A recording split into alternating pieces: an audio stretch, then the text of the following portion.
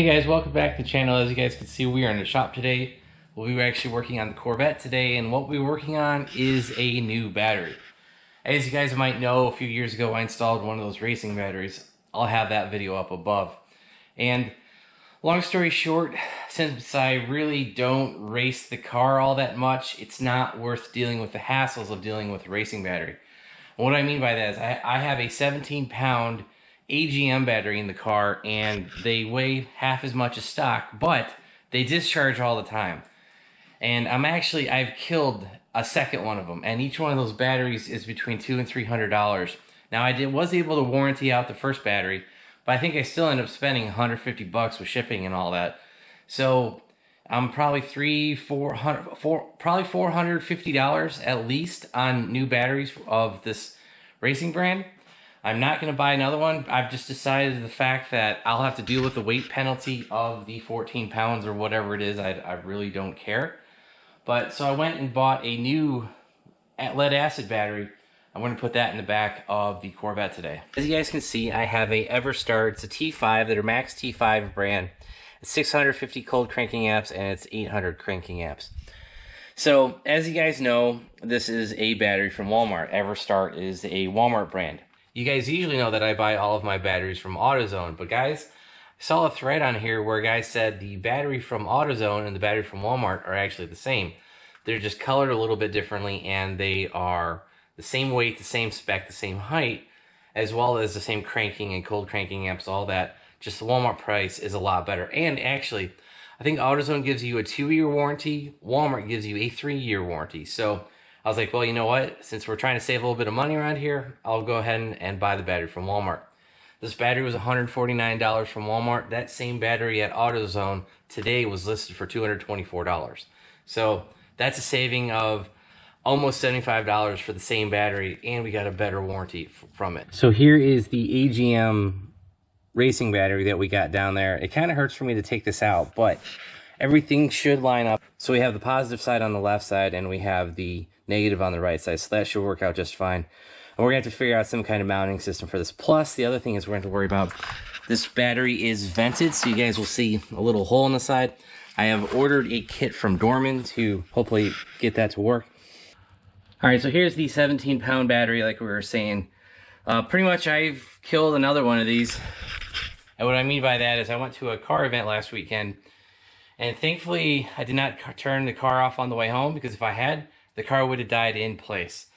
I ended up getting it home. I charged it. We went out for just a test drive around the neighborhood. Got home, turned it off. It was dead. I had to charge it again. Went, did another cruise after I charged it. Got home, turned it off. It was dead. So it's definitely time for the 17-pound battery to go. And as you guys can see, I have mocked up the new battery in place. I don't have any of the attachment points down, but how I thought I was going to mount it, that's not going to end up working out. So, but as you guys can see, I do have the negative terminal hooked up. I do not have the positive terminal yet. I'm still just kind of making sure our battery cable lengths and everything's good to go. Looks like that's going to be good to go. This should just be able to feed, down here and up to the top of the terminal right there. So I think what I'm going to do is I'm actually going to go grab one of those wedge-shaped battery mounts, drill a hole in the battery tray, and basically throw a nut underneath. Or I might take a plate and weld a nut to that. I'm just not sure how I want to do this, because if I weld a nut to a plate, I'm still going to have to get under there. It could totally spin when you're trying to get that thing loose. So I'm trying to figure out, I haven't quite figured out how we're going to do that, but I think what we're going to do is stick one of those wedge-shaped pieces down here to the right of the battery. It might be actually your left, but toward the passenger side fender. And if we really need it, I might stick one back in this wedge-shaped back here, kind of where I just stuck the flashlight. I might stick another one down there. I really don't think we're going to need it. I think what we're going to do is, you guys might be able to see there's a hump in the carpet down there. I will cut that out. And that way we have clean, there's no bumps or humps in the bottom of the battery tray. Cut that piece of carpet out, drill a hole, put that wedge-shaped piece on there, and that way, and then get the hardware through the battery tray in the bottom, put a nut, and that will at least protect the battery from sliding back and forth. But guys, this battery bay is so tight, there's really no room for this thing to go anywhere. I mean, it's to the edge, toward the middle of the car, it's on the edge toward the front. there's that side-to-side movement that might be able to happen if we don't, you know, do the side. But and then in the back, I mean, it's perfectly squared. I can see why they made this battery for this tray. So, all right, guys, we have the battery in here, kind of like we said. We've got the positive and negative terminals plugged in. I forget what the accessory wires are for. I believe that's for some of the internal electronics. I believe it's the backup camera and maybe some power sources over to the gauges over on the driver's side information stuff. So yeah, I think that's what that's for. So yeah, this stuff's all tight. We're good to go. That's not going to go anywhere. Now, the battery itself, like I said, this is strictly for mock-up. The first thing I noticed is if you hit the recall button, this actually works. That was not working before with the old battery. Let's see if it wants to start. Wow. Wow. I haven't seen 14.9 volts in a real long time. If you guys look, it's not jumping around at all. So yeah, I'm pretty sure the battery was the issue the entire time. Yeah, this gauge was bouncing around almost like a boost gauge. Alright guys, so I'm pretty sure that battery is going to be the fix because I haven't seen 14.9 volts in a super long time. I saw it go up to 15, 15.1. Like I said, we have not seen those numbers in a very long time. Actually, since we got the car back from the body shop, I know I haven't seen those numbers. So, I guess that racing battery's been bad for a pretty long time. So, like I said, the recall button still works. As you guys can see, here I'm sliding back. It's the cage just hitting the seat a little bit. But yeah, cool. I think that's going to be it, but like I said, we still need to work on the mount and the vent tube. I actually went and bought some new mounting stuff because I bought a J-hook kit, but honestly, guys, I think I explained earlier, there's simply no room to get a J-hook from the front of the battery to the side of the battery or, you know, the other side to the one side. We really only have access on one side of this battery. So what we're going to do is take the edge of the battery, put the wedge on it, put a hole into the bottom of the floor, take the bolt, go through the wedge, tighten it against this aluminum strip on the bottom, and I think that should get us tied down on this battery. So if we have to buy another one of these, that's fine, because I do have room for one more, but guys, it'd be seriously tight. I'm obviously going to go for the easy access point and try to use this aluminum strip and that wedge piece. But like I said, if we need a second one, I will. I really don't want to do that, but you know, it is what it is. So alright guys, you can see we got the hump cut out of the carpet. I simply just used a box cutter and was able to get that cut out. So, you know, that came out pretty easily. As you can see down there, you do see the bare floor pan of the plastic underneath. And that's basically exactly where we're going to put that wedge-shaped piece. As you can see, we've kind of got 3 lines down here. The furthest closest to the passenger's driver's side, so going that way, that is actually the back of the battery.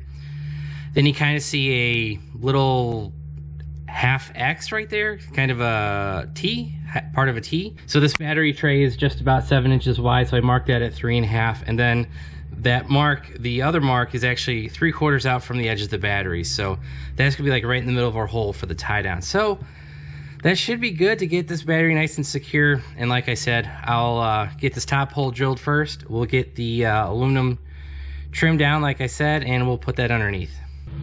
All right, so we got our hole drilled. I think you guys can see that. There you go. Yeah, we got our hole drilled. Already test fitted the bolt. We're good there. So I'll get the battery back in, get the tie down put on, and attack it from the bottom.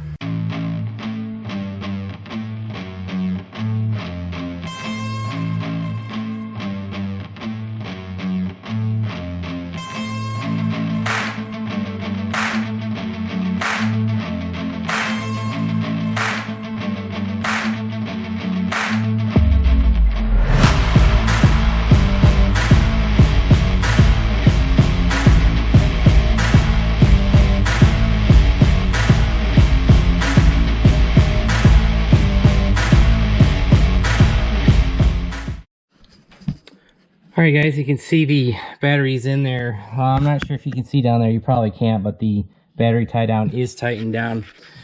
I am shaking the whole car trying to move the battery, so I'd say we're good to go. The one wedge worked like I kind of thought it was going to work, and I did want to show you underneath. You guys can see we do have our aluminum plate wedged against the steel frame, and also it's basically acting as a big washer underneath the battery tray. So yeah, there you go. That's how you can kind of retrofit a C6Z battery, the mounting of it into a base model from a different year. So this is an 05. C6Zs didn't come out to 06 actually, so the frame's a little bit different. It is aluminum, but the C6Z actually has a whole tray underneath this battery cubby. So like I said, just a little bit different. But yeah, so that should work out. It's tight, it's wedged against the frame. It ain't gonna go anywhere. And honestly, guys, there's not much room for this to flop around in here anyway. Just the way we got it now, it's perfectly stationary and it ain't gonna go anywhere. So now I gotta get the battery cables all hooked back up, and I'm actually still waiting for the vent tube. So we will pick this back up when the vent tubes come in. All right, guys, if you see that elbow sticking out of the battery, that's actually the vent that we're gonna be using. I need to find something to plug the port on the driver's side. Supposedly the battery is supposed to come with it, but yeah, mine definitely didn't have that. So I'm just gonna have to go to the store and try to find something. But I'm gonna use a 90-degree drill from Milwaukee, and I'm actually gonna drill this from the bottom, and I'm gonna get back here and basically just drill a hole through the side of the cubby. There's a grommet on here that I'm gonna stick in there, stick that grommet in. And yeah, that should be about it. All right, guys, I think you can see that. So behind the two battery cables, you guys will see the vent line for the battery itself. You guys will see it's basically a drain line, and I'm gonna have it down here come, you know, drain out near the rear splash guard, so that should be fine. Got the vent line installed. If you guys can see that little gray tube that's going into the 90-degree fitting, so that's done. And that's it for this rear C6Z06 battery install. All right, guys, so that's gonna be it for the Corvette update today with the C6Z06 style battery install. I guess you could also call it a C6ZR1 battery install, but basically, you know, using a full-size battery in the trunk. We got rid of that racing battery finally. I actually kind of been planning on that for like a year or two, but finally that second battery died, and we got all its life out of it. So I don't really know what I'm gonna do with the core on that. I don't know if Braille would want that back. I'm just not sure if that's what they would do, but yeah, so I mean, I could easily swap back and forth for race events, but honestly, guys, the 12 pounds, I really don't think I'm going to worry about it. So, you know, I could lose weight faster than it would take me to swap out that battery. But anyway, yeah, so that's it for the battery. Like I said, it is vented, it's grounded, the power cord, everything's plugged in. Even I put the Noco 10 battery charger cables back on it too. So we've got it on a trickle charger. We should be good to go. So, but yeah, that's gonna be it for today's video. I hope you guys enjoyed it. If you did, hit that like button. If you guys want to see more Corvette ZR2 Silverado updates, hit that subscribe button, turn on your bell notifications. And if you guys want to help support the channel, I'll drop some links down below for all the tools that we used. The drills, the battery vent, I bought that on Amazon. That's a Dorman product. Actually, maybe the wedge mount, I think I'll be able to find that on Amazon as well. The battery, I got it at Walmart, so maybe I'll find a Walmart link or something like that. So we'll drop all those links down below. And make sure you also check out our website, BonecrrusherSS.com. All the support you guys give there, go right back into the projects, the Corvette, the truck, etc. So thanks, guys. Have a great one.